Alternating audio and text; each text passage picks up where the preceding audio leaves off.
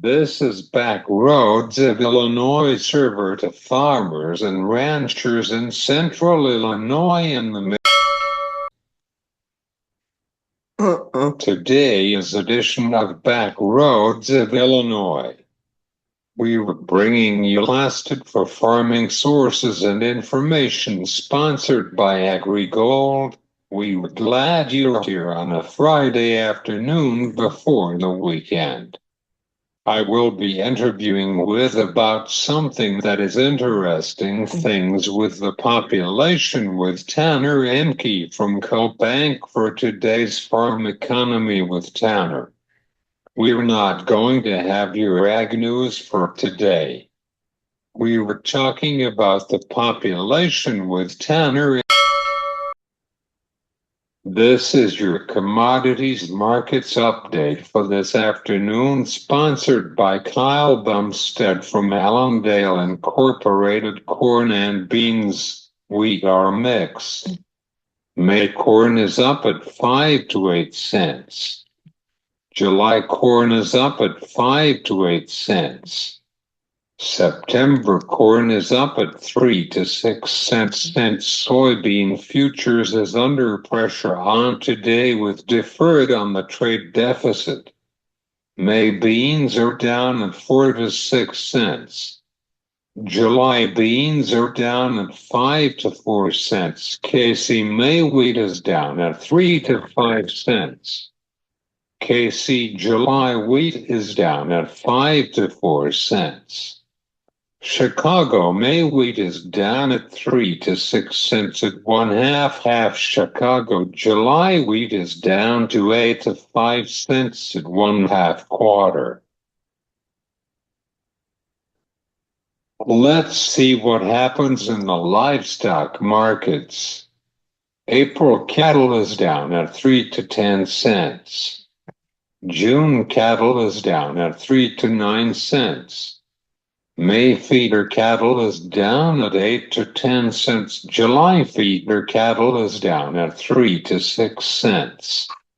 April hogs is down at 9 to 4 cents. June hogs is down at 5 to 4 cents. This is your commodities market. We were going to have a conversation about the rural economy with Tanner Ehkme from CoBank. He is an economist for CoBank. Hi, Tanner, how's things going? Things are great from the perspective of there's lots to analyze. If analyzing markets is what you like to do, and there's going on the markets these days, Cesar. So it's fun for guys like me. Stressful, but this is the kind of fun that we like. I guess these are the kind of times that test our abilities. Sure.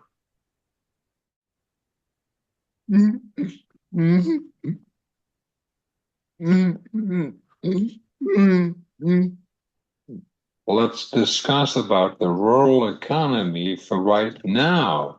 Could you give us your thoughts on the rural economy for right now? Well, as a lot of your listeners are probably well aware of, and for sure yourself, Caesar, we're in an environment right now where we've come off the highs that we saw a few years ago, and we're dealing with a situation of compressed margin compression, excuse me, across the crop sector in agriculture. We'll talk about the livestock sector here in a moment, but on the crop side of things, commodity prices are obviously down, and then you take into account the tariffs that were just announced this week, on Liberation Day, as President Trump calls it, and the markets have taken another drop. This is in an environment at the same time. This is an environment where we have cost of production has been slow to catch up with the drop in commodity prices, and so you have the collision of those two trends of resilient production costs and falling commodity prices. And you end up in a situation where it's a tight margin environment or negative margin environment for most crop producers.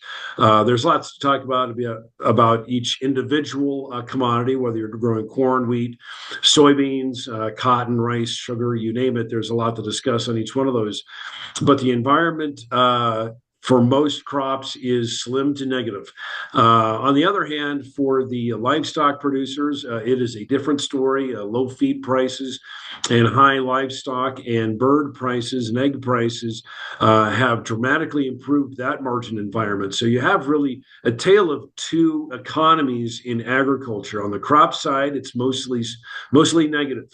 On the livestock and animal protein side, it's mostly positive.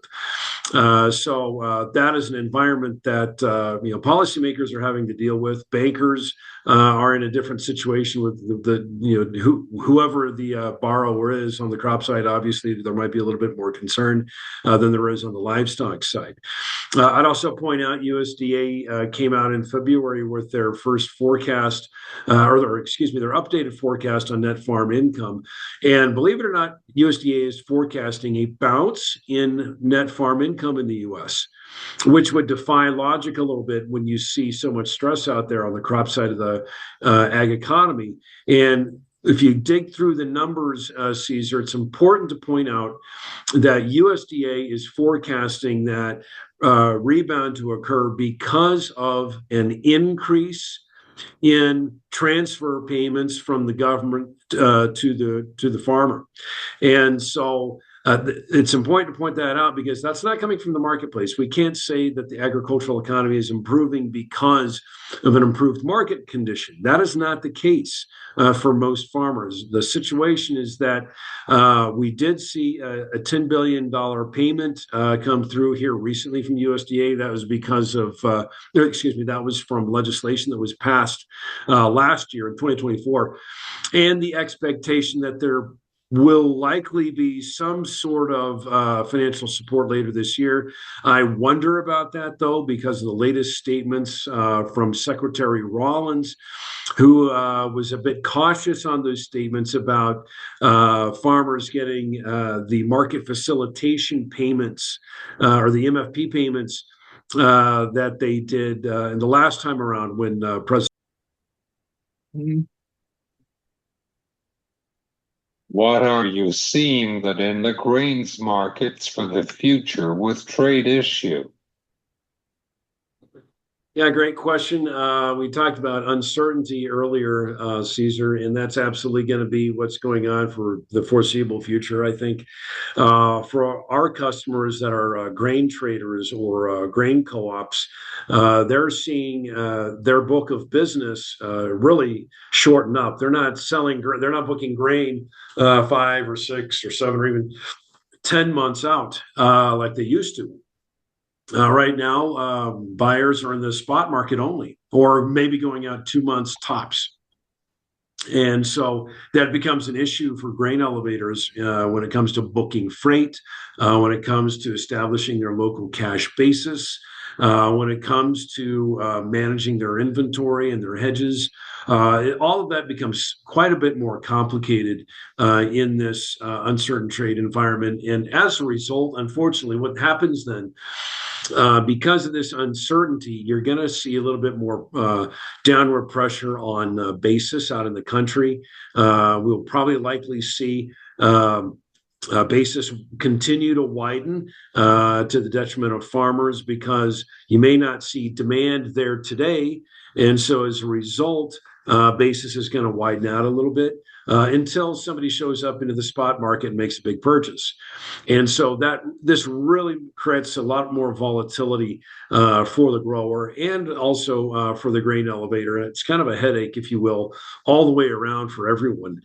And so I think that because of this volatility, because of this uncertainty, it is going to cost us a little bit of business overseas.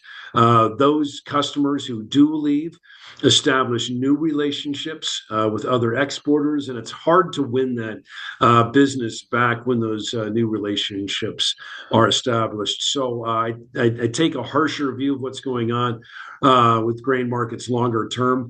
I think there is going to be a little bit more downside pressure. That's not to say there won't be opportunities for for markets to rally, because there always will be. Don't get me wrong. Once we get into spring, and spring weather is volatile as it always is, that's going to create marketing opportunities for farmers. So I don't want to be completely down. And we will see buyers come back to the market on occasion, unexpectedly. When perhaps there will be some deals that are done, some trade deals that are negotiated. That's going to bring business back to the United States. So those are unknowns, though, right? What we know is that there is a plethora of uncertainty. Buyers overseas are concerned about long-term relationships with the United States, and so it's easier to try to source your commodities from another country that is less dramatic, if you will, in their policies and their market volatility. How about the planting intention in the United States for the future, because demand is getting lower than previously decades, Tanner? I think the key you want to look at, or the key metric you want to look at, Cesar, is the price ratios. Yes, commodities are down across the board. So which one's going to be the best decision for the farmer? Obviously, that's going to depend on every individual situation in terms of crop rotations and what your machinery lineup is, and what you're allowed to grow with your current machinery and your prior experience. But you want to look at the price ratios, and the price ratio of corn to the other commodities clearly indicates that we're going to see an increase in corn acres this year. I think that's pretty well advertised. The question is to how many more acres we're going to see shift over to corn. USDA had come out in their prospective plantings report earlier this week that we're going to see a very big shift, over 95 million acres, 95 and a half about. Some out there in the trade think we may see over 96 million acres, and that's a lot of corn. That is just a phenomenal amount of acreage going to corn, and a lot of that's coming out of soybeans, coming out of wheat, cotton, some out of grain sorghum, just everything and everywhere around the country is likely going to be losing acres. That's not to say there will be some crops that maintain some acres, like, for instance, sugar beets. Some of these smaller crops are expected to hold on to their acres or actually expand because sugar prices have been favorable. But by and large, we're anticipating a shift over to corn, and we're going to see a drop in soybeans and wheat and cotton. What is your final thoughts on the rural economy, Tanner? That's my final thoughts here are buckle up. We're going to be in for some more volatility, but anybody who's been in agriculture for any amount of time is not going to be surprised by the surprises these days. I mean, I know a lot of farmers that have been in business for a long time. They've been around the block. This is, uncertainty is just kind of the name of the game. And then you put your boots on, you go plant, you go farm, and you do what you do, and you kind of control what you can control. So I think, for those farmers who are experienced and saw the downside coming in the markets, they probably have conserved their cash. They're making prudent decisions on cost. For other producers who have been caught blindsided, those are typically a lot of your younger producers who are maybe lacking a little bit of experience in some of these commodity corrections. It's going to be one of those years where they learn a lot. This is where you earn your PhD in farming, if you will. You really learn it through these kind of years, and you become an expert farmer. And so it's these downtrends that we see in commodity prices that really make solid marketers out of farmers later on. So on the crop side, summarizing there, I think it's going to be a rough year ahead. But on the livestock side, Cesar, I think there's a lot of opportunity there for livestock producers to do a lot better this year, and hopefully that trend continues into 2026. Of course, farmers are facing some challenges, but they are ready to work. It's that work ethic that gets us through.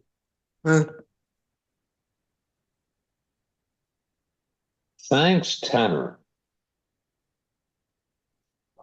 Absolutely. Anytime, Cesar. This is Tanner Ehkme from CoBank for today's program on Back Roads of Illinois. Thanks to Tanner Ehkme from CoBank for today's program. This has been Back Roads of Illinois. I'm Cesar Delgado. You have a great weekend.